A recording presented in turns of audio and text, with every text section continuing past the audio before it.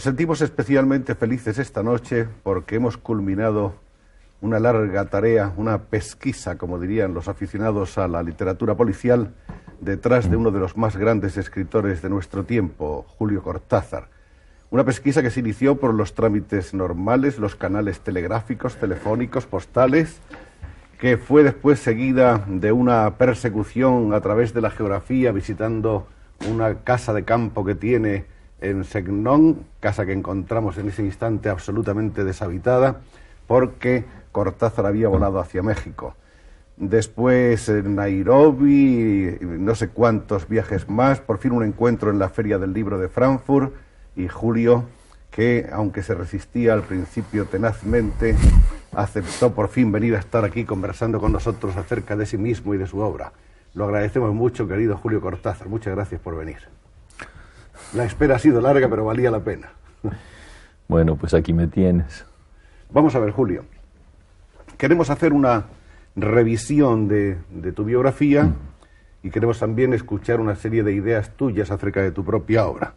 Según nuestras noticias, el nacimiento de Julio Cortázar se produce accidentalmente, en el sentido de que pudo ocurrir en cualquier otra parte, en Bruselas, a las 3 de la tarde del día 26 de agosto de 1914. Y parece que Julio ha contado alguna vez, me parece que en una entrevista a Alberto Perrone, que su madre le contó que estaba muy inquieta cuando le esperaba, escuchando al propio tiempo desde su cama en el hospital cómo sonaban los obuses alemanes que hacían explosión muy cerca. Es eso, ¿no? Es verdad, las circunstancias de mi nacimiento fueron nada extraordinarias, pero un tanto pintorescas, porque fue un nacimiento que se produjo en Bruselas como podría haberse producido en Helsinki o en Guatemala.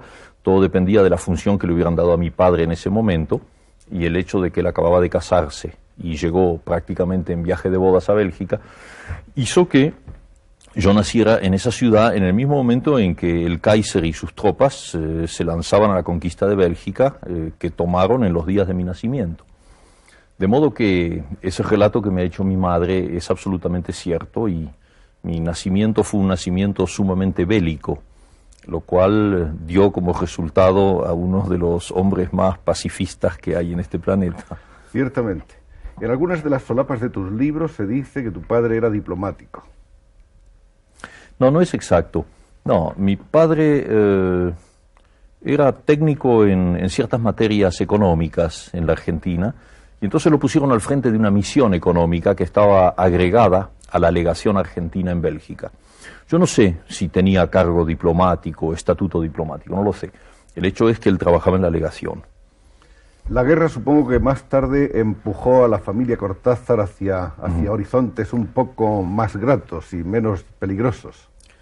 Bueno, la Argentina era un país neutral en la guerra del 14, como lo fue también en la Segunda Guerra Mundial.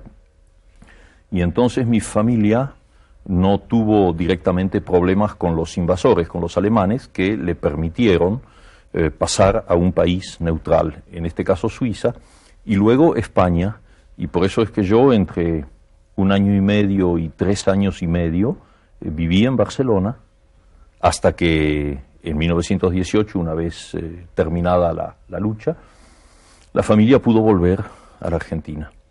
De esos años primeros, años tan remotos, los años infantiles, en los que quedan siempre imágenes muy vagas y un tanto evanescentes, ¿tú tienes recuerdos precisos? No, precisos no, pero tengo recuerdos. Y recuerdos que me preocupaban, me atormentaban un poco cuando yo era niño, porque hacia los 9 o 10 años, de cuando en cuando me volvían imágenes muy inconexas, muy dispersas, que yo no podía hacer coincidir con nada conocido. Y entonces se lo pregunté a mi madre. Le dije, mira, hay momentos en que yo veo formas extrañas y colores como baldosas, como mayólicas con colores. ¿Qué puede ser eso? Y mi madre me dijo, bueno, eso puede corresponder a que tú de niño en Barcelona te llevábamos casi todos los días a jugar con otros niños en el Parque Güell. Así que fíjate que yo, mi inmensa admiración por Gaudí comienza quizá a los 2 años. Inconscientemente. Inconscientemente, sí. También un recuerdo de una playa, y luego supe que me llevaban a esa playa con otros niños. Una sensación amenazante de grandes olas que avanzaban y mucho sol y un olor a sal, un olor muy extraño, muy inquietante para mí. Evidentemente el niño ve las cosas de una manera mucho más primitiva, sin ninguna conceptuación. Eso no pasa por el intelecto, es una intuición pura. Y volví así como a ráfagas. Y en los 2 casos mi madre me dio los suficientes elementos como para que yo pudiese finalmente identificarlos. ¿Alguna vez tuviste la tentación de ir al reencuentro de ese tiempo perdido, de esas imágenes lejanas? Sí, claro. La primera vez que vine a Europa, en el 49, tomé un barco cuya primera escala era en Barcelona. Y entonces lo primero que hice fue ir al Parque Güell. Y naturalmente la imagen ya no correspondía. Incluso por una cuestión de óptica, ¿no? Yo miraba ahora el Parque Güell desde 1,93 m. 95, ¿acaso? 93. ¿Sí? 93. Se quita centímetros. No, no me quito ningún centímetro. Y en cambio el niño había mirado el Parque Güell desde abajo y con una mirada mágica que yo trato de conservar, pero que no siempre tengo, desdichadamente. Tampoco las olas tenían la misma entidad amenazadora. Bueno, las olas no son como la obra de Gaudí, las olas son intercambiables, de manera que es como todos los fuegos el fuego, ¿no? Todos los mares el mar, son el mismo mar. Sí. Vamos a hablar un poco de los padres de Julio. Tu padre creo que tenía origen o ascendencia vasca, tu madre francesa, aunque con o hija de franceses, aunque con los abuelos alemanes de Hamburgo, ¿no? Sí, mira, en este aspecto de la biografía, muchos argentinos coincidiríamos bastante porque tú sabes bien que la Argentina, país de inmigración, produce así unas especies de cócteles humanos, de mezclas de razas. Cosa, por cierto, afortunada, porque yo sigo creyendo que uno de los caminos positivos de la humanidad es el mestizaje.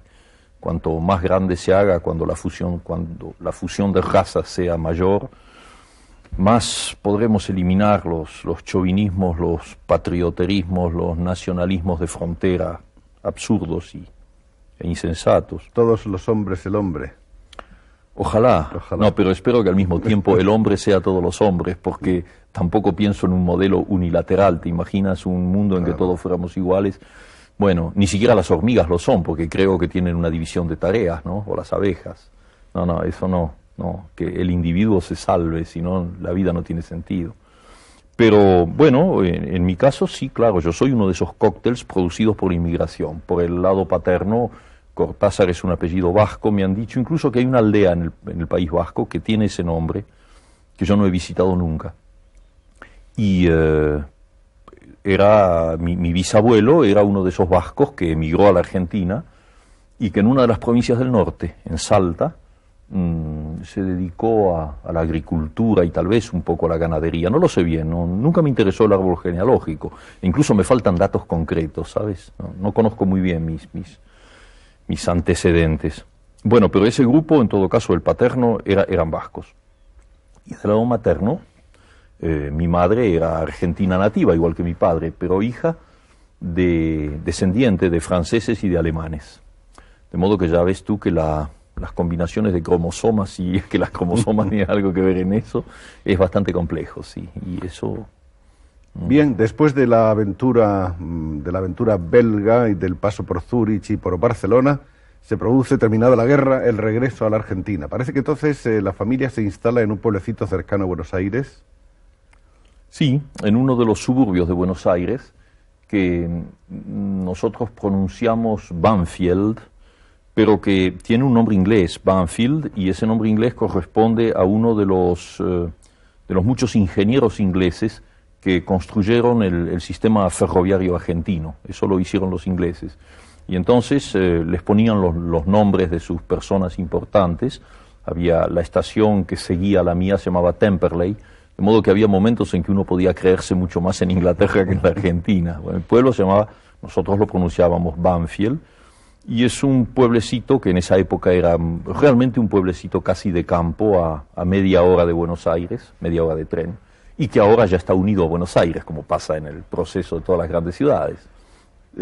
¿Cómo era más o menos ese barrio en el que se movían el niño Julio Cortázar? Mira, es ese tipo de barrio que tantas veces encuentras en las palabras de los tangos. Es decir, no es el suburbio de la ciudad, pero es un poco el metasuburbio, el suburbio que le sigue. O sea, calles no pavimentadas, por donde en mi infancia todavía había mucha gente que andaba a caballo. Por ejemplo, el lechero nos traía la leche a caballo. La circulación de mercadería se hacía con carretas a caballo. Y era sumamente suburbano, con pequeños faroles en las esquinas, una pésima iluminación que favorecía el amor y la delincuencia en proporciones más o menos iguales, y que hizo que mi infancia fuera una infancia un poco cautelosa y temerosa, porque las madres tenían mucho miedo por los niños. Había realmente un clima a veces inquietante en esos lugares, y al mismo tiempo era para un niño un paraíso, porque la casa tenía un gran jardín que daba sobre otros jardines, y entonces ese era mi reino, ¿no? En algunos cuentos eso ha vuelto así, ha sido evocado porque yo lo siento muy, muy presente y muy vivo. Bueno, y ahí hice los estudios primarios en una escuelita de la zona, y allí viví hasta los 17 años.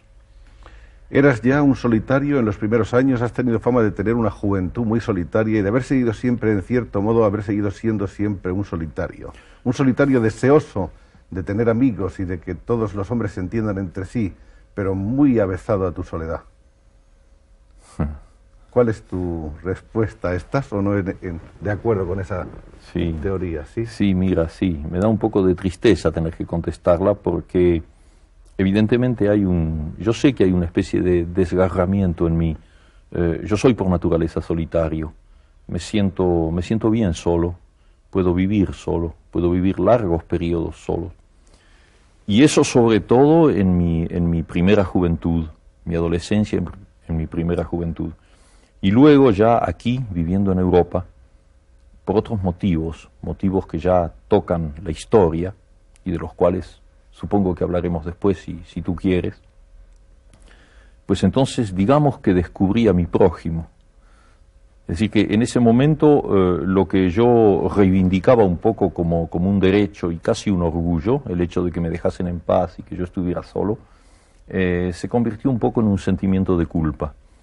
Y entonces actualmente, bueno, tú sabes muy bien que yo trato de darme lo más que puedo cuando pienso que el hecho de darme no es totalmente inútil, que puede en algún plano tener algún sentido, haciendo eso y haciendo otras cosas que no tienen nada que ver con la literatura. Pero es un poco como la historia del Dr. Jekyll y Mr. Hyde, ¿comprendes? Bueno, digamos que el solitario es Mr. Hyde, el malo, y que Dr. Jekyll es el que trata de hacer alguna cosa.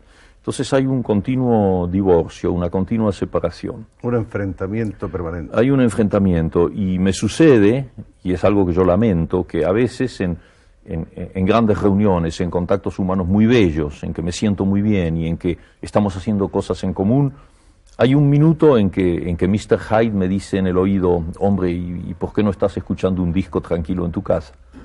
¿Comprendes? A veces Mr. Hyde tiene razón también. Bueno, yo pienso que sí. En todo caso, Mr. Hyde es mucho más responsable de todo eso que Dr. Jekyll. Dr. Jekyll ha hecho otras cosas. En esos años, entonces, los amigos son pocos, en la escuelita, después en los estudios primarios, en el bachillerato, en la carrera de magisterio, en el profesorado. Sí, los amigos fueron pocos, pero buenos. Bueno, yo eso creo que es un principio que toda persona sensata elige automáticamente, no soy ninguna excepción, o sea que frente a esa gente que llama amigo a cualquiera, tengo muchos amigos. En el momento de saber quiénes son esos muchos amigos, se descubre que no hay tantos. Es decir, que desde niño yo preferí tener 2 o 3 compañeros con quienes me sentía en un nivel fraternal, con plena confianza para lo bueno y para lo malo. Y luego los demás, bueno, eran los compañeros así de trabajo, de juego. Y eso se continuó durante la adolescencia. Tuve muy pocos y maravillosos amigos, algunos de los cuales siguen siendo mis amigos, incluso algunos han venido a Europa y están ahí. Tu vocación literaria arranca desde el comienzo casi de tu vida, porque parece que a los 9 años habías escrito ya una novela que escribías en tu jardín, en ese jardín que has evocado, subiéndote a lo que parece a las ramas más sólidas de un sauce, de un viejo sauce. Estás muy bien informado realmente. Yo no sé por qué estoy aquí, porque Para bastaría con que tú dijeras todo eso y ya estaría bien, ¿no? Tú, porque nosotros tenemos los puntos de referencia, pero hay que escuchártelo a ti. No, pero es que me gusta que estés tan bien informado, porque no hay nada peor que una entrevista en la que sientes que el que te está haciendo preguntas tantea, ¿no? Tantea sin saber bien por qué y cómo va a preguntar. Entonces tienes tú que ayudarlo y se convierte en una tarea casi humanitaria, lo cual lo cual no es muy simpático en este caso. No, es verdad y es bastante espantoso porque mi madre, eso yo lo sé por ella, me ha dicho que desde los 9 años, 8 o 9 años, había que pescarme por aquí, sacarme un poco al sol, porque yo leía y escribía demasiado. Incluso hubo por ahí un médico que recetó que había que prohibirme los libros durante 4 o 5 meses. Lo cual fue un sufrimiento tan grande que mi madre, que es una mujer sensible e inteligente, pues me los devolvió, pidiéndome simplemente que leyera menos, cosa que yo hice en ese momento. Sin duda era necesario que hubiera un mayor equilibrio. Y entonces sí, es verdad que a los 9 años yo escribí una novela. No tengo la menor idea de lo que es, pero sí que era una cosa muy lacrimosa, muy romántica, en la que todo el mundo moría al final. Yo he sido siempre muy sentimental y lo sigo siendo. Tengo muy mal gusto, ¿sabes?, en materia de sentimientos. Soy fácilmente sentimental, soy de los que lloran en el cine y luego salen disimulando la cara. Y entonces esa novela era muy lacrimosa, lo mismo que los poemas. Escribía sonetos a mis compañeras de la escuela primaria, esas niñas con trencitas así, de las que yo me enamoraba fatalmente, con un amor que solo podía terminar en la muerte, ¿comprendes? La muerte de un niño. Y entonces todo eso está muy escondido por mi madre, porque sabe que si yo lo encuentro lo voy a quemar y entonces no quiere. Parece que tu madre dijo de esa novela, o por lo menos de algunos capítulos que leyó de esa novela, que no le parecía posible que la hubieras escrito tú y que sin duda estaba copiada de alguna parte.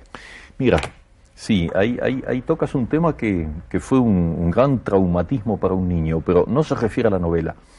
Yo había empezado a leer a Edgar Allan Poe, los cuentos, en español, porque yo no sabía otro idioma, y los poemas en la famosa traducción de Blanco Belmonte, que era la única que había en español en aquel entonces. Y bueno, todo eso me había aterrorizado, los cuentos, y conmovido los poemas. Y entonces escribí una serie de poemas que me imagino que eran un plagio involuntario, una imitación, una gran influencia. Bueno, esos poemas en realidad nadie los leyó, y luego desaparecieron no sé cómo, no los leyó nadie. Y seguí escribiendo algunos poemas en donde yo ya trabajaba un poco por mi cuenta.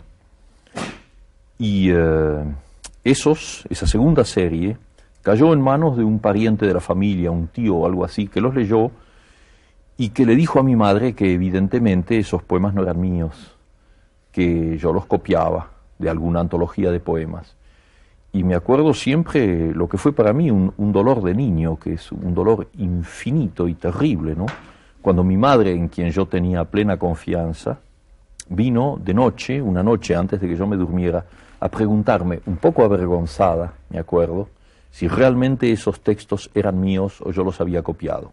Ahora, el hecho de que mi madre pudiera dudar de mí, yo se los había dado diciéndole que eran míos, que pudiera dudar de mí, fue uno de esos, es como la revelación de la muerte, ¿sabes? Esos primeros golpes que te marcan para siempre.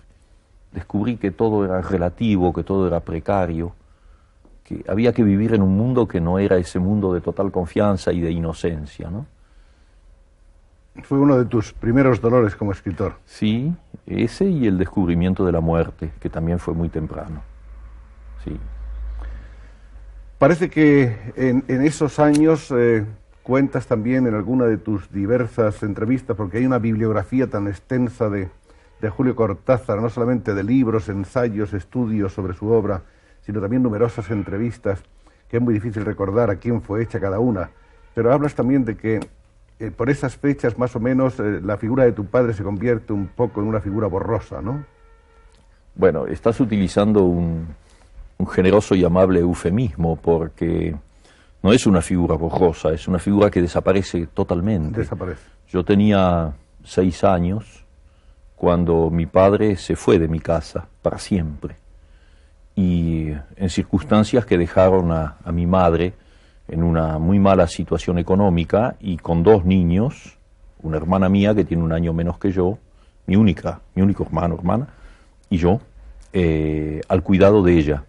Mi madre era una mujer totalmente indefensa, porque aunque tenía una excelente cultura, vivía en el mundo argentino de los años 20, es decir, un mundo machista a 100%, donde una mujer tenía que quedarse en su casa, y si pretendía ejercer algún trabajo, alguna profesión liberal, mi madre podía haber sido una excelente traductora, por ejemplo, puesto que sabía inglés y alemán, además del francés y naturalmente el español.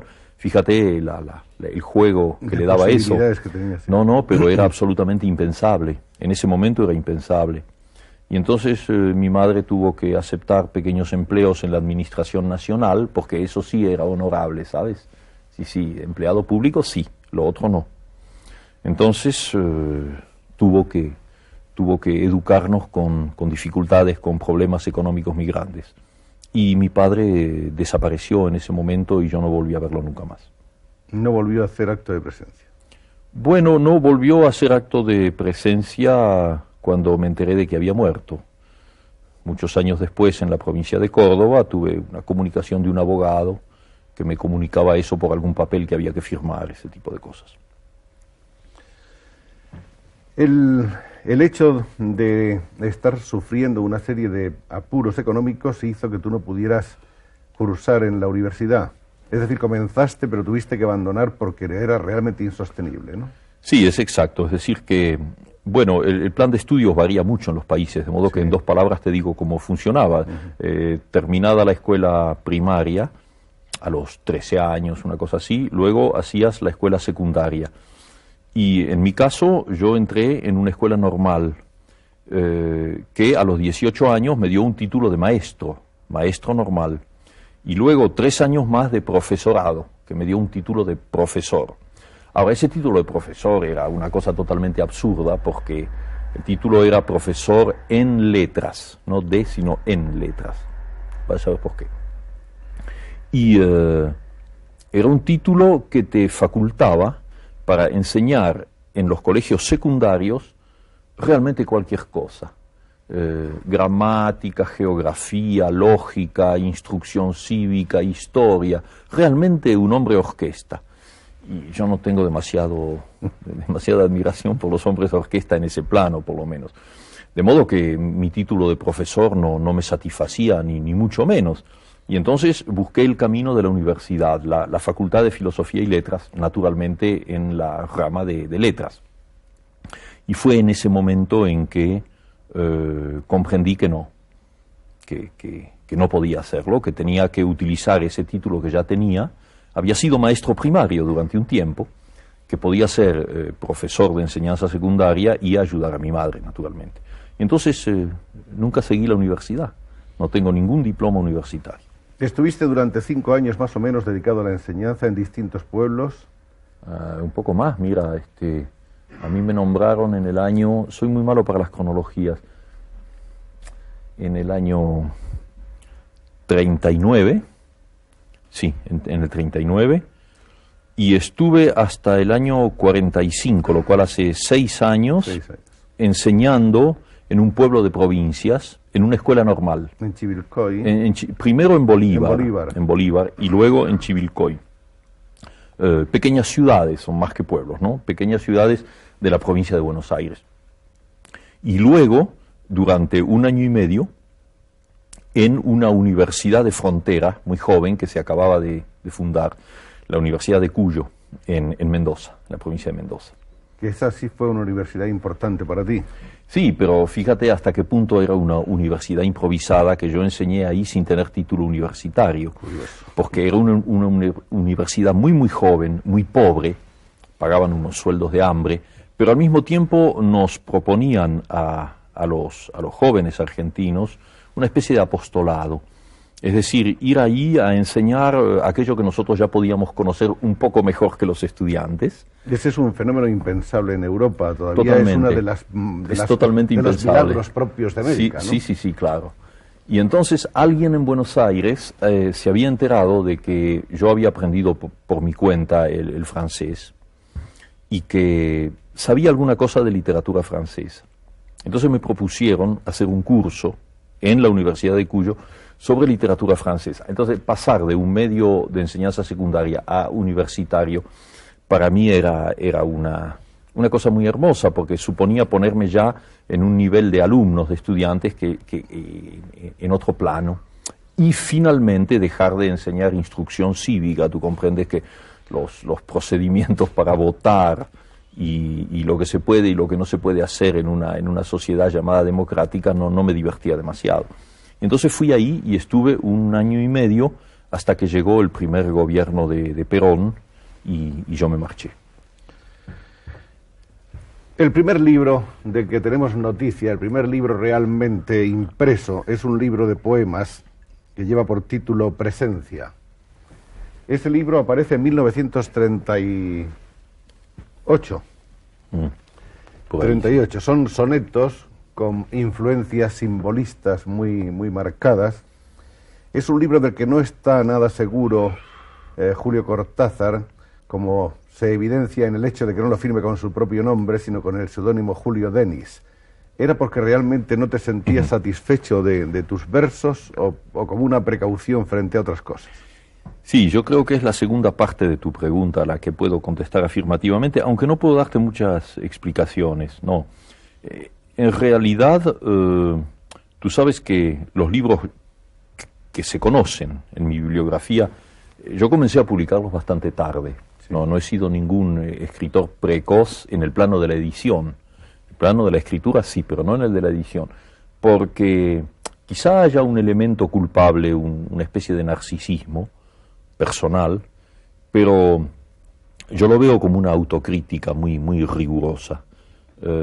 Tú sabes, siempre me pareció lamentable el caso de amigos y de conocidos que entre los 18 y los 20 años tenían sus primeros libros de versos y su primera novela y sus primeros cuentos y se desesperaban buscando un editor, cuando leer esas cosas mostraba una falta de madurez muy grande y libros que podían ser simpáticos, que podían tener algo, pero que no justificaban tanta tinta y tanto papel.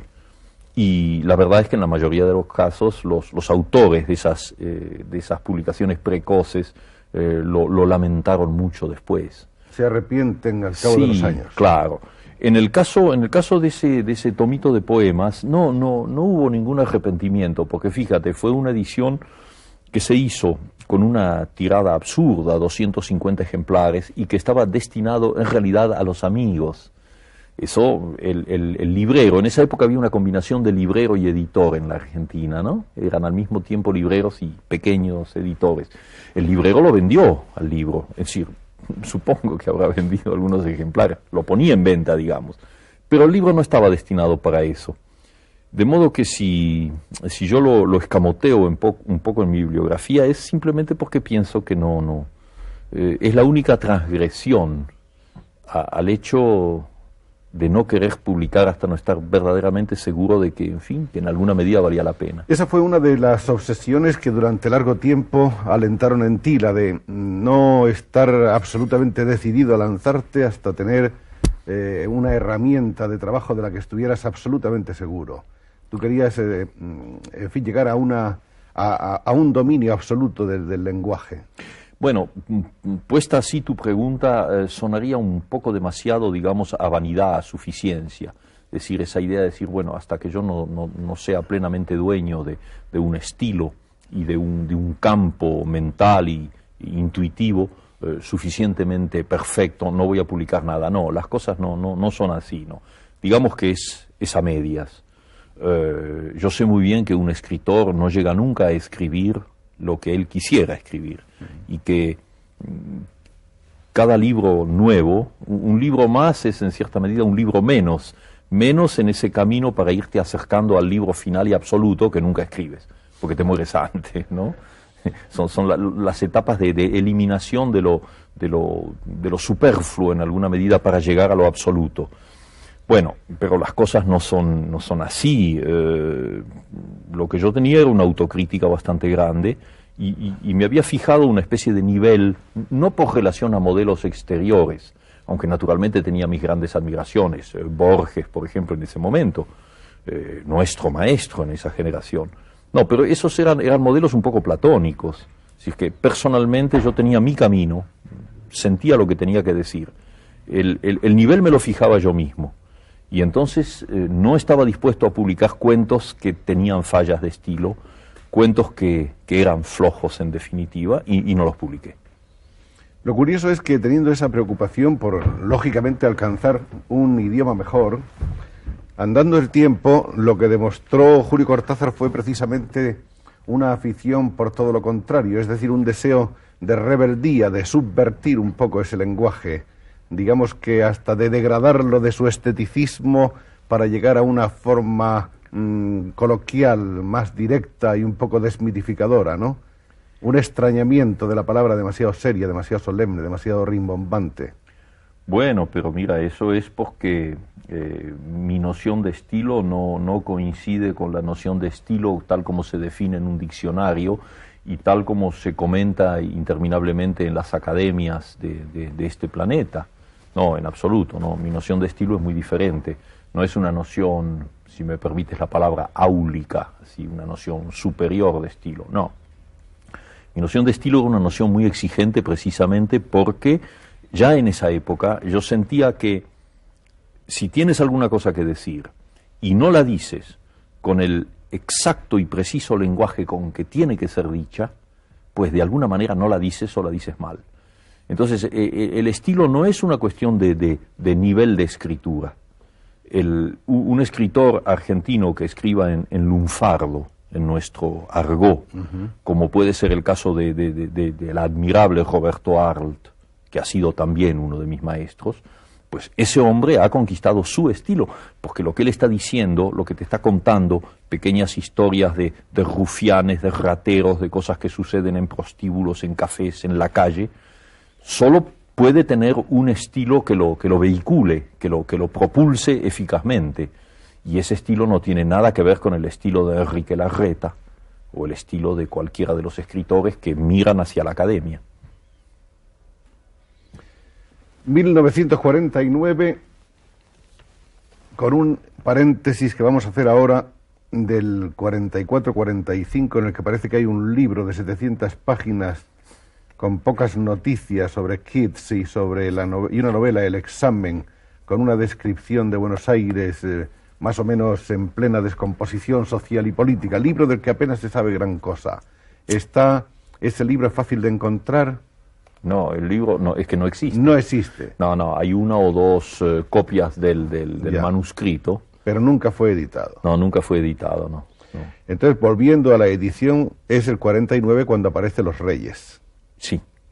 Poema dramático mitológico en el que Cortázar nos propone una nueva variante del tema del Minotauro. ¿Cómo explicarías ese libro en este momento? Me gustaría decirte dos palabras antes a propósito de ese manuscrito, de ese libro que no se publicó. Es una de las nostalgias que me quedan, porque esa novela, que se llamaba El examen, fue escrita en efecto en esos años, y tal vez hubiera sido bueno que se publicara. Es decir, es un libro que ya estaba, para mí, dentro de mi nivel de exigencia personal, era ya un libro que se podía haber publicado. Y justamente volvemos a la cuestión del estilo, porque ese libro no fue aceptado por un editor de Buenos Aires, porque consideraron que era un libro que contenía demasiadas palabrotas y que se hablaba de una manera muy vulgar. La gente hablaba en la calle como se habla en Buenos Aires o se habla en Madrid y en cualquier ciudad. Y entonces fíjate el malentendido en materia de estilo. Es decir, que en ese momento todavía se consideraba que los libros tenían que ser libros limpios en un sentido puritano de la palabra. Y bueno, ese mismo editor luego se ha tirado de los cabellos años después, porque la publicación de ese libro hubiera quizá tenido una cierta incidencia en lo que estaba sucediendo en la Argentina en esa época. Pero en fin, no se hizo y no tiene importancia. En cuanto a los reyes, bueno, eso es un caso muy extraño, ese librito, ese que tú has calificado de poema dramático o algo así. La idea del libro me nació en un colectivo. ¿Tú sabes lo que es un colectivo? Un autobús, ¿no? Sí, unos pequeños autobuses que habíamos. Un microbús donde nos metían como sardinas a 15 personas, pero que eran muy cómodos porque uno iba de un lado al otro, y eran muy baratos además. Y volviendo a mi casa, yo vivía en extramuros, bastante lejos del centro. Un día de golpe, así en un viaje en que te aburres, de golpe sentí toda la presencia de algo que resultó ser pura mitología griega, lo cual creo que le da razón a Jung y a su teoría de los arquetipos, ¿no? En el sentido de que todo está en nosotros, que hay una especie de memoria de los antepasados y que por ahí un archibisabuelo tuyo que vivió en Creta 4000 años antes de Cristo, pues a través de los genes y de los cromosomas te manda así algo que corresponde a su tiempo y no al tuyo. Y tú, sin darte cuenta, escribes un cuento o una novela y en realidad estás transmitiendo un mensaje muy, muy antiguo y muy arcaico. No tengo otra explicación que dar, aparte de que es muy bonita, tú admitirás. Sí. No tengo otra explicación que dar, porque en ese momento yo no tenía preocupaciones de tipo mitológico, ni mucho menos. Me interesó siempre la literatura griega y la mitología, pero no al punto de identificarme así. Bueno, pues eso en ese colectivo, que nada tiene de griego, salió así la noción del laberinto, en fin, el mito de Teseo y el Minotauro. Pero sucede que yo lo vi al revés. Y eso es lo que me interesó. Y cuando llegué a mi casa, pues comencé a escribirlo. Comencé a escribirlo y creo que en un par de días o 3 días lo hice. Es decir, la noción es lo contrario. Existe la versión oficial del mito. Teseo es el héroe que entra en el laberinto, guiado por el hilo de Ariadna, para poder volver a salir, y busca a ese monstruo espantoso que es el Minotauro, que devora a jóvenes rehenes, entonces lo mata, y sale como el gran héroe. Yo vi eso totalmente al revés. Yo vi en el Minotauro, vi al poeta, al hombre libre, al hombre diferente, y que por lo tanto es el hombre al que la sociedad, el sistema, encierra inmediatamente. A veces los meten en clínicas psiquiátricas y a veces los meten en laberintos. En ese caso eran laberintos, era un laberinto. Y entonces Teseo, en cambio, es el perfecto defensor del orden. Él entra allí para hacerle el juego a Minos, al rey. Es un poco el gángster del rey que va ahí a matar al poeta. Y efectivamente, en ese poema, cuando tú conoces el secreto del Minotauro, es que el Minotauro no se ha comido a nadie. El Minotauro es un ser inocente que vive con sus rehenes y que juega y danza y ellos son felices dentro del... Entonces llega este joven Teseo que tiene los procedimientos de un perfecto fascista y que lo mata inmediatamente. Es el nazi. Si quieres, ¿por qué no? Me da lo mismo, mira, sí. Están todos en el mismo juego.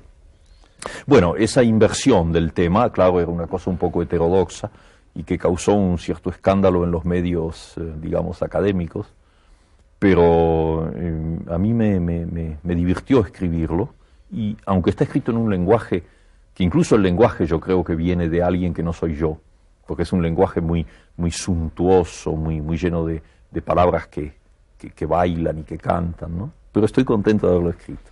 Ahí aparecen además 2 cosas que son ya a partir de ese momento como muy constantes en toda la obra de Cortázar. Una de ellas es el laberinto, que podríamos decir que está siempre presente como quizá lo está en la vida de todo ser humano. Y luego quizá esa óptica característica del escritor, que es la de buscar siempre el revés de las cosas, no verlas de frente, advertir algo más que lo que ve una mirada ociosa y distraída sobre un libro, sobre una mesa. La mirada de Cortázar trata de desentrañar qué hay detrás de eso, cuáles son sus relieves, sus perfiles, sus sombras, su otra cara, ¿no? Es curioso, mientras me decías eso, ¿sabes lo que me vino a la memoria? Uno de los versos de Federico García Lorca, que han quedado así como, ciertas cosas te quedan como un tatuaje en el cuerpo, ¿no? Yo tengo algunos versos tatuados en la memoria. Y ese, ya no sé en qué poema, en que él dice, lo voy a citar mal evidentemente, es algo así como que yo no soy nada, pero solamente un pulso herido que ronda las cosas del otro lado. Coincido exactamente con lo que me has dicho tú, y yo creo que en realidad el poeta es ese hombre que no se conforma con este lado de las cosas, sino que busca el otro lado. A veces lo encuentra, a veces no. Él sí, él lo encontró siempre. Parece que tú también. No sé, eso lo dices Parece que tú, también, eso lo dices tú, yo. Nos has descubierto un universo, el universo cortazariano, en el que no cabe duda de que has acertado a ver y a enseñarnos muchas cosas que no éramos capaces de ver los demás. Mira, si alguna cosa de que yo he escrito ha podido mostrarle el otro lado de algunas cosas a mis lectores, a mis amigos, te imaginas que es la más grande recompensa que yo puedo tener. Personalmente yo sigo teniendo una sensación de lo que está del otro lado y sigo buscándolo. Aparte de que tus ideas muchas veces expuestas sobre lo que son, por ejemplo, el realismo y el surrealismo y la fantasía son ideas enormemente lúcidas. ¿Por qué no nos explicas un poco esa teoría tuya sobre lo que es real, sobre el realismo? Brevemente. Pero creo que es estupendo poder escuchártelo. Lo que me fastidia es que digas que mis ideas son lúcidas, porque si algo no tienen es de lúcida. Yo en realidad sabes que tengo muy pocas ideas. Yo no sé pensarlo. Yo creo que tengo intuiciones. Así que veo cosas y luego, naturalmente, hay luego un proceso intelectivo que trata de apretarlas, de meterlas, de conceptuarlas con grandes pérdidas. Entonces, a mí me maravilla, por ejemplo, el funcionamiento de una inteligencia pura.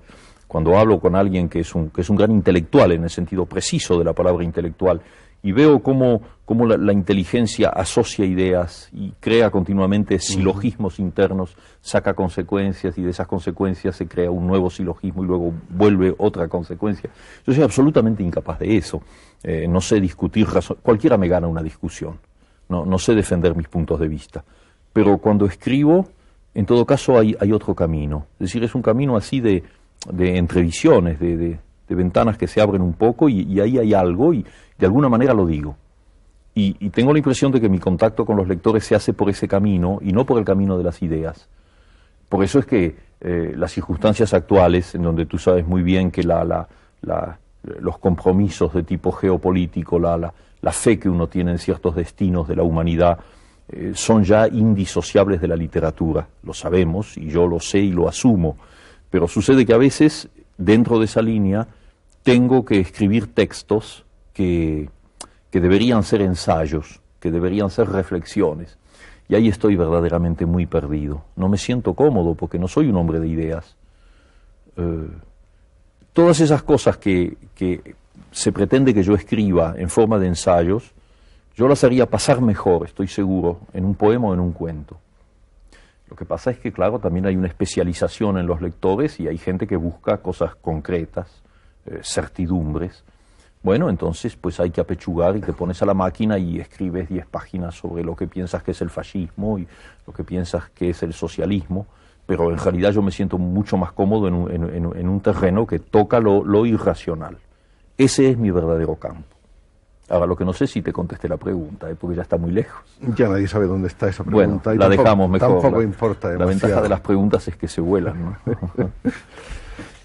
Después de los Reyes aparece el primer libro donde ya quizá está presente la manera de hacer de Cortázar, esa manera de hacer con la que nos acabaríamos identificando, que es Bestiario, donde se recopilan 6 cuentos. Ahí abandona ya la preocupación, digamos, formalista de las obras anteriores, aparece su lenguaje coloquial y más directo, y surgen ahí los elementos fantásticos del absurdo, del humor, todos ellos muy, muy entrelazados. Bueno, esto en realidad te ha traído de vuelta la pregunta anterior, porque tú has hablado de lo fantástico. Y es ahí justamente donde se sitúa la noción que yo tengo de la realidad, y que creo que era lo que tú querías saber anteriormente. Sí, toda esa serie de cuentos de Bestiario Son los primeros cuentos en que yo me sentí relativamente seguro de haber dicho lo que quería decir. Son cuentos fantásticos, pero lo que pasa es que la noción de fantástico es una noción que también el diccionario, ¿no? El cementerio. El cementerio ha dividido para separarlo de lo real.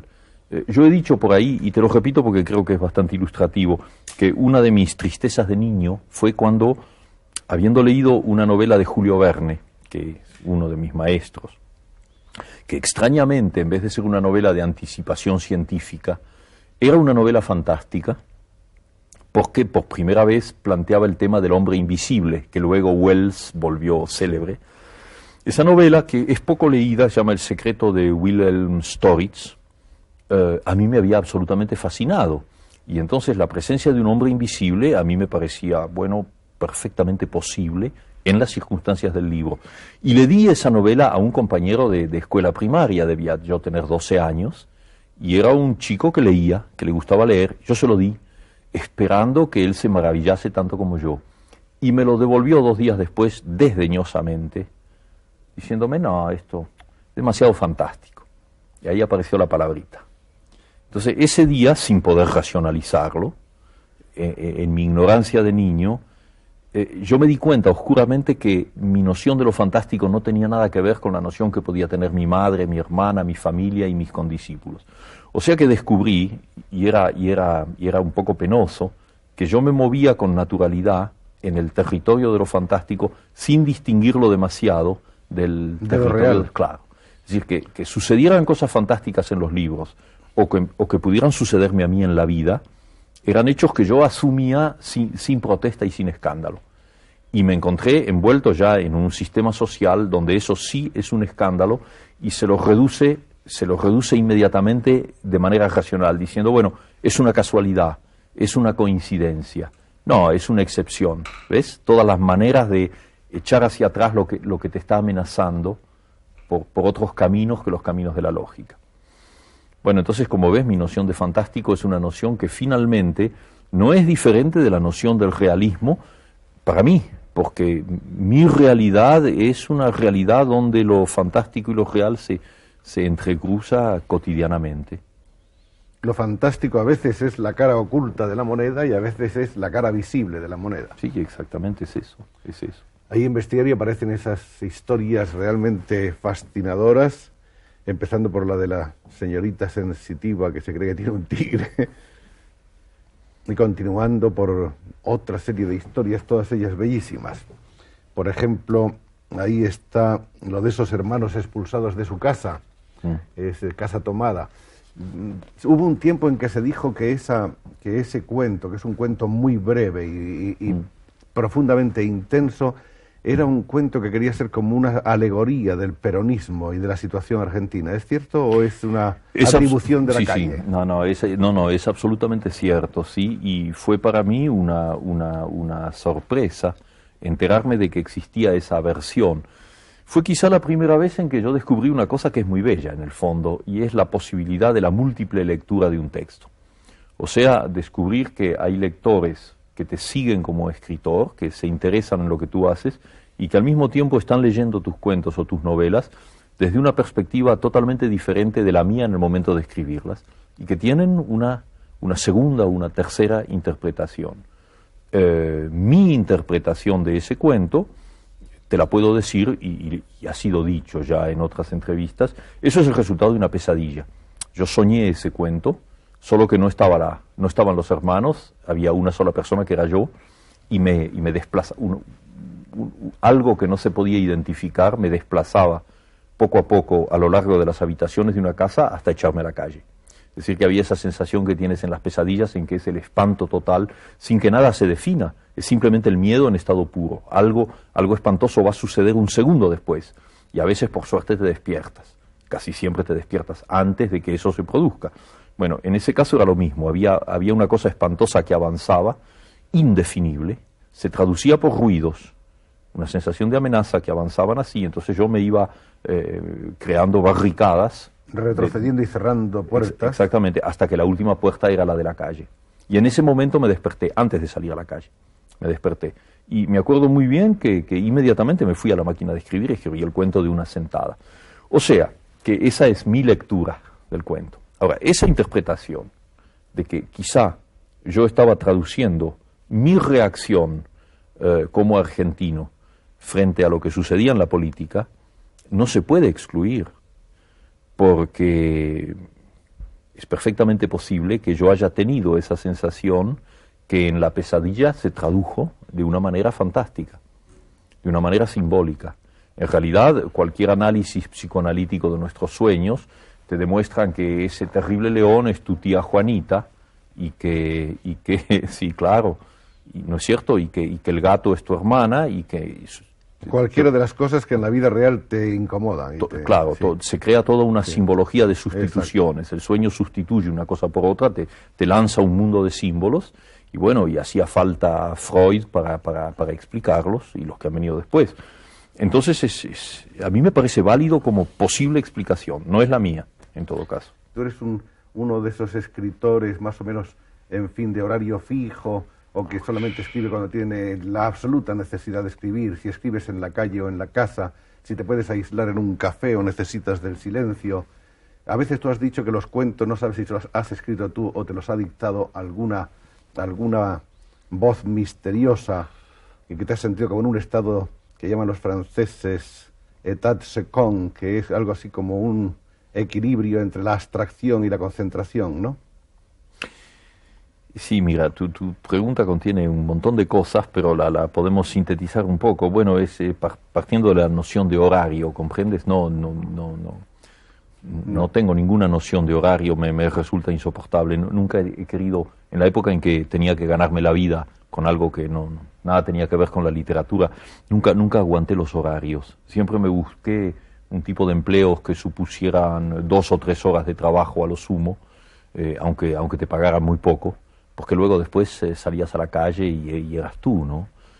Entonces, en el trabajo literario es lo mismo. Yo no soy absolutamente nada disciplinado. Cuando estoy atrapado por un texto, tú ves, por ejemplo, en este momento hay un cuento que camina por algún lado, que empecé a sentir en Londres, donde estuve hace unos 15 días, y que ha continuado en París y que se vuelve obsesivo aquí en Madrid. Y entonces lo estoy escribiendo en diferentes pedazos de papel, entonces va saliendo así, sabes, por momentos, pero sin ninguna sujeción a horario, porque de alguna manera el cuento ya está escrito. Lo que necesita simplemente es convertirse en idioma, y ahí ese es mi trabajo, pero el cuento ya está escrito, no tengo ningún temor. Es decir, podrían suceder nuevas interrupciones, 3 semanas en que yo no pudiera trabajar, pero no importa, el cuento ya está hecho. Yo lo terminaré en el primer momento en que tenga un café o un café donde se pueda escribir, o un tren, o un avión, o mi casa. Entonces trabajo de una manera muy desperdigada, muy anárquica, sin ningún horario. No, salvo, y ya no es una cuestión de horario, ya es una cuestión de obsesión, lo que tú llamabas état second, ¿no? Una especie de estado hipnótico. Salvo cuando estoy llegando al punto central de lo que quiero decir, porque en ese momento yo soy un poco la víctima de lo que estoy haciendo, soy poseído por lo que estoy haciendo, y fíjate, cuando todo el final de Rayuela fue escrito en condiciones físicas tremendas, porque yo me olvidé del tiempo, no sabía si era de día o de noche, y me acuerdo que mi mujer venía con un tazón de sopa, o me decía, bueno, hay que dormir un poco, ese tipo de cosas, durante varias semanas. Pero antes de eso, habían pasado 2 años en que yo no había hecho nada, escribía cosas sueltas, así, un capítulo, otro. Y luego hay un momento en que todo se concentra y ahí tienes que terminar. Pero no es una noción de horario, sino una noción de obsesión, de concentración. O sea que si yo hubiera llegado a esa altura del cuento de que te estaba hablando y hubiera tenido que terminarlo, hubiera encontrado un pretexto para no venir aquí, porque, sí, de alguna manera me hubiera escapado, porque eso hubiera sido más importante. Por suerte no lo era. Me siento muy feliz de que no se haya producido. Yo también estoy muy feliz, no contigo, sino contigo y con tantos más así invisibles y presentes. Y con tus lectores y amigos. Sí, los amigos sobre todo. Vamos a seguir porque el tiempo se nos marcha, vamos a seguir hablando de la obra. Bueno, a todo esto se ha producido ya el autoexilio de Julio Cortázar, disconforme con el peronismo, se viene a Europa. Ese es un viaje curioso porque es un viaje que yo creo en cierto modo había soñado varias veces Julio, lo intentó una vez a los 18 años con unos amigos, parece que se quería venir en un viaje de carga, fracasó el intento, pero por fin eso se produjo. Viene a Europa, creo que una de sus primeras ideas en ese viaje es precisamente desembarcar en Barcelona para reencontrarse con el clima de su infancia. Con el Parque Güell. Con el Parque Güell sobre todo. Y se instala en París. Yo no sé, durante mucho tiempo Mario Vargas Llosa había descrito la casa en que tú vivías en París, una casa, decía él, que era alta y angosta como tú, atiborrada de libros y con una especie de pizarrón lleno de lo insólito cotidiano que tú recortas de periódicos y revistas, de cosas que te llaman la atención y que tienes ahí un poco delante de tus ojos, ¿no? Sí, y donde en el 15, donde suceden cosas muy curiosas, ¿ves? Que se refiere ya al mundo de lo fantástico. Me alegra que recuerdes eso porque me trae una imagen muy, muy precisa. Sí, era una biblioteca que tenía una plancha de madera que la cerraba en uno de los lados. Y era una madera muy fea, muy vasta. Y entonces yo empecé así con tachuelas a fijar cosas que podían ser reproducciones de cuadros, tarjetas postales, dibujos de amigos o algún dibujo que podía haber hecho yo y que me gustaba en ese momento. Los iba fijando así. Y había, por ejemplo, una fotografía de Louis Armstrong tocando la trompeta, que tú sabes que es uno de mis dioses. Mis dioses están en la tierra, no en otro lado. Y había una serie de cosas que se habían ido así acumulando de lo alto hacia lo bajo, pero a lo largo de un año. Y una noche estaba yo leyendo y miré ese conjunto de cosas. Y entonces, te aseguro que tuve miedo, porque vi lo siguiente. En lo alto, en una de las imágenes, que era un cuadro, me acuerdo muy bien, una pintura de Klimt, una de esas mujeres así muy, muy lujosas, llenas de pectorales y joyas, cuadro de Klimt, había una línea que bajaba por la figura. Entonces, esa línea se comunicaba directamente con, digamos, un programa de cine que yo había pegado ahí, y la línea continuaba sinuosamente de lo alto hasta el suelo, sin una sola interrupción. Ahora, espero que me crea, Joaquín, te creo. porque es absolutamente exacto, y la tontería fue que no hice una foto, pero finalmente, ¿para qué una foto? La foto no hubiera hecho más que dar una prueba material de la cosa. Pero tú comprendes haber estado pegando al azar durante un año montones de cosas y luego encontrar una línea conductora que pasa por el perfil de un personaje, que baja por un paisaje, por una casa, se desliza por un prado y entra en la foto de Armstrong tocando la trompeta y pasa por su brazo y sigue. Bueno, ahí tienes una de las pruebas de que el sentimiento de lo fantástico para mí no se puede explicar lógicamente. Está ahí y se acabó. Y no hay más que hablar. De pasada hiciste una alusión a esos dioses tuyos de la tierra, esa afición que ha aparecido en muchos de tus cuentos y de tus obras, que es el mundo del jazz, el mundo del boxeo, en fin, ese mundo un poco que es un mundo fascinante y poco, hasta ahora considerado como poco literario, ¿no? Sí, considerado como poco literario por quienes tienen de la literatura exactamente la idea que no tengo yo, es decir, una idea selectiva, una idea clasista, como cerrada, se dice en el plano político, ¿no? O sea que la literatura tiene temas que se pueden tratar y temas que no se pueden tratar. Bueno, tú sabes que eso es un problema liquidado y no hay para qué hablar más, porque cualquiera de los que hablan en este momento o no se escuchan en este momento lo saben de sobra. El jazz es para mí, la música en general y el jazz en particular es una especie de presencia continua, incluso en lo que yo escribo. Tú sabes muy bien que lo he dicho además. Mi trabajo de escritor se da de una manera en donde hay una especie de ritmo que no tiene nada que ver con la rima y con las aliteraciones. No. Es una especie de latido, ¿no? De swing, como dicen los hombres de jazz, una especie de ritmo que si no está en lo que yo hago, es para mí la prueba de que no sirve y hay que tirarlo y volver, hasta finalmente conseguir, lo cual me plantea, dicho sea de paso, problemas con las traducciones, porque no siempre los traductores pueden encontrar el mismo ritmo al hacerlo. ¿Sí? Pero esta vez me acuerdo de una parte de tu pregunta, y es cuando hablaste del autoexilio, mi venida a Europa. Mira, esa palabra exilio, que tiene en este momento un valor más que nunca espantoso, merece quizás, si tú me lo permites, un pequeño aparte. Yo nunca me consideré un exilado o exiliado, nunca he sabido cómo se dice de las dos maneras, por lo visto, tal vez. Yo digo exilado. Nunca me consideré un exilado porque yo me fui de la Argentina porque me dio la santa gana y me quedé en París también por los mismos motivos y volví con mucha frecuencia a la Argentina a ver a mis amigos y ver a mi gran amiga la ciudad, ¿no? O sea, las ciudades son como las mujeres, esas ciudades de las que te enamoras y son el amor de tu vida, y como yo no soy excesivamente monógamo, pienso que se pueden tener muchas ciudades que se aman al mismo tiempo.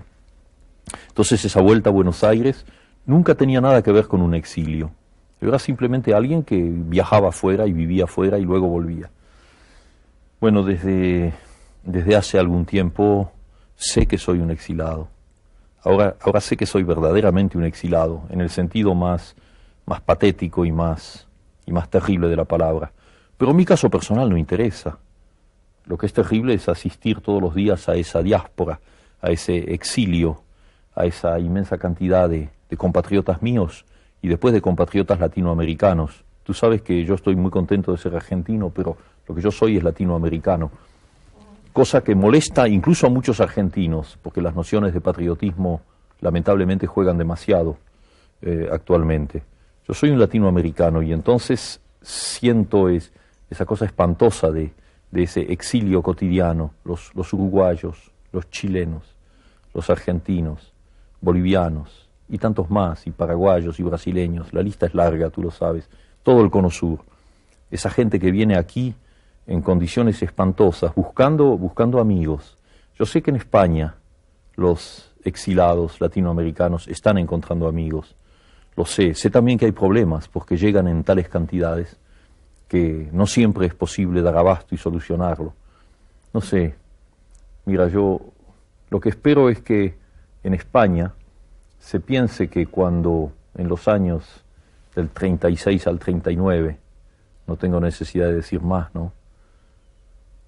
La cantidad enorme de españoles que llegó a la Argentina, yo era joven en esa época, y los veíamos llegar, y ellos mejor que yo podrán decirte cómo fueron recibidos, aceptados, cómo se fundieron con nosotros, cómo no hubo ningún problema.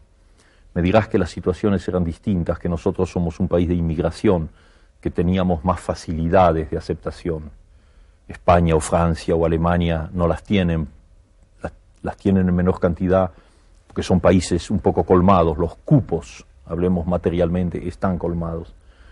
Pero algo me dice, en un plano visceral, que en todo caso en España no se olvidará que entre el 36 y el 39, ustedes, los españoles, nuestros hermanos españoles, encontraron una casa en la Argentina. Final del juego, 1956, 9 relatos que se completan con otros en 1964. Hay unos cuentos ahí en los que por medio de sueños los personajes llegan a viajar a través del tiempo y del espacio. Este es un año importante en el que aparece también una gigantesca traducción de las obras de Edgar Allan Poe que te llevó un largo tiempo de trabajo. Bueno, pero tú has hecho una exposición, pero no me has hecho una pregunta, de manera que me quedo un poco colgado. Lo de Poe lo tradujiste inmediatamente de llegar a Europa. No inmediatamente. No, yo estaba viviendo ya en París. Acababa de casarme y vivía en París en condiciones económicas muy difíciles, realmente muy penosas, pero sin problema, porque yo era más joven, aunque ya no era un joven, pero me sentía, siempre me siento muy joven, pero en ese momento más, claro. Y la Universidad de Puerto Rico, donde estaba Francisco Ayala, que había vivido, era uno de los hombres que había ido a la Argentina. Nos habíamos hecho muy amigos. Ayala hizo un trabajo espléndido en la Argentina, fundó una revista, dictó cursos, nos enseñó montones de cosas. Y luego la Universidad de Puerto Rico lo contrató, y ese fue allá. Y Paco Ayala se acordaba de nuestras discusiones sobre Edgar Allan Poe, un amor común, ¿sabes?, en Buenos Aires. Y entonces se le ocurrió la idea de que hacía falta una traducción de las obras completas en prosa, porque finalmente en esa época de Poe había la traducción discutible muchas veces de los cuentos más conocidos, pero faltaban los otros cuentos y faltaban todos los ensayos, que son muchos de ellos fundamentales. Entonces me escribió ofreciéndome esa traducción y un contrato de la universidad. Yo me fui a vivir, en ese momento me fui a vivir a Italia, porque en Italia se podía vivir con menos dinero que en Francia. Y una traducción tiene esa gran ventaja, tú sabes, un traductor es como un caracol, se va con su casita a todos lados, con su máquina de escribir y no necesita estar en un sitio determinado. Y ahí entonces me pasé un año traduciendo bastante empecinadamente, porque eso sí era además un problema económico, pero sobre todo era un problema de amor, de un contacto por primera vez a fondo con un escritor como Poe. Y hice esa traducción que se publicó en la Universidad de Puerto Rico y que no salió de un ámbito académico, porque eran esos tomazos pesados y supongo que bastante caros. Y luego, últimamente en España, tú sabes que se publicó en edición de bolsillo, en diferentes volúmenes, que yo revisé y puse al día y completé. Y ha sido una de las cosas que he hecho con más gusto en este mundo, en esta vida, traducir a Poe. En 1959 aparece Las armas secretas, colección de cuentos largos o novelas cortas con un recurso técnico que luego se utilizará otras veces, que es la superposición de planos en el tiempo y en el espacio. De manera que una alcoba parisiense y un circo romano pueden en cierto modo estar simultáneamente en la acción. Están a veces. Están a veces.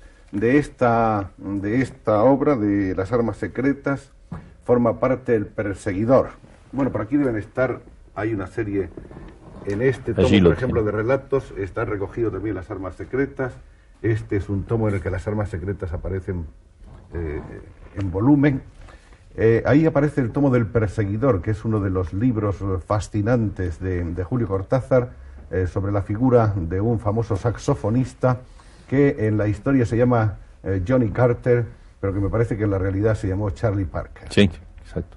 Y que en cierto modo fue un poco el antecedente de Rayuela.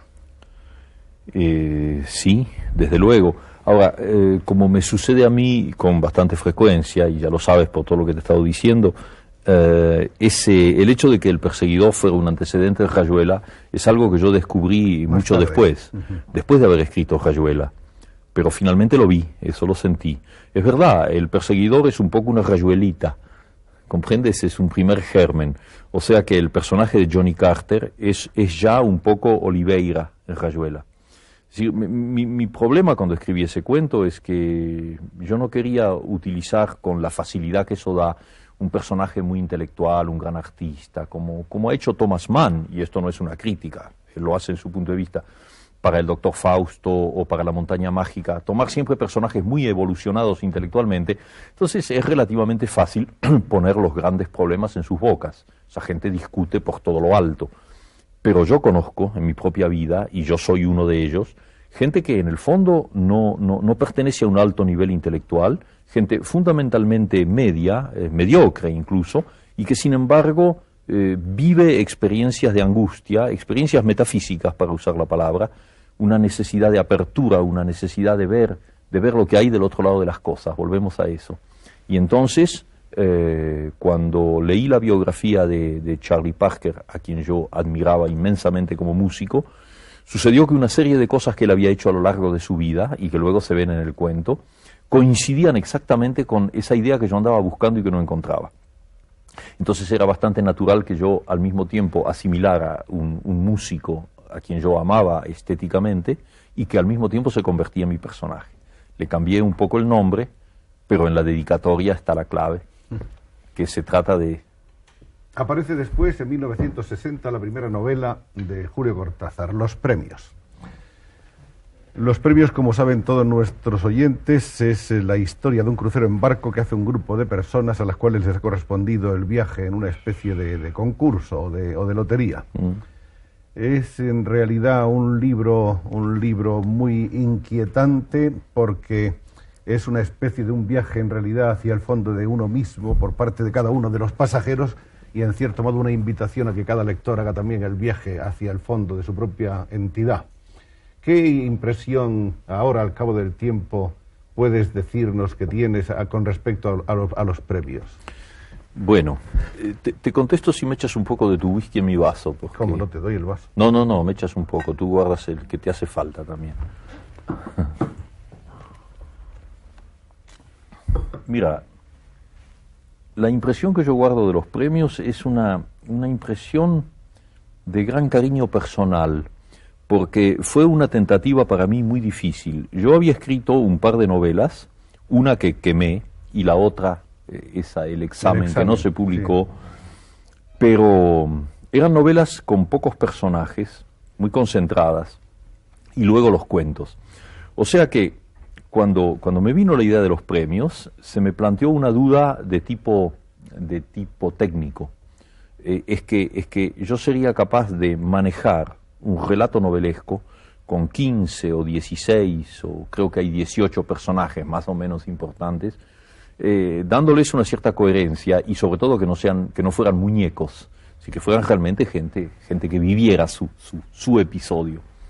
Entonces la escribí de una manera, si tú quieres, experimental, tanteándome a mí mismo, viendo hasta dónde podía llegar, y al mismo tiempo atrapado por la situación, porque, y eso lo dice, hay una notita en los premios, en donde yo cuento que a mí me pasó exactamente lo mismo, claro, cada uno a su nivel, de lo que le pasó a Cervantes con el Quijote, es decir, que el personaje se le dio vuelta, y ese personaje un poco grotesco y ridículo del comienzo, pues ya sabemos en lo que se convierte. A mí me pasó con ese personaje que se llama el Pelusa.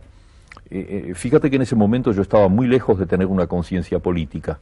Yo pertenezco a la pequeña burguesía argentina y tenía prejuicios de tipo clasista.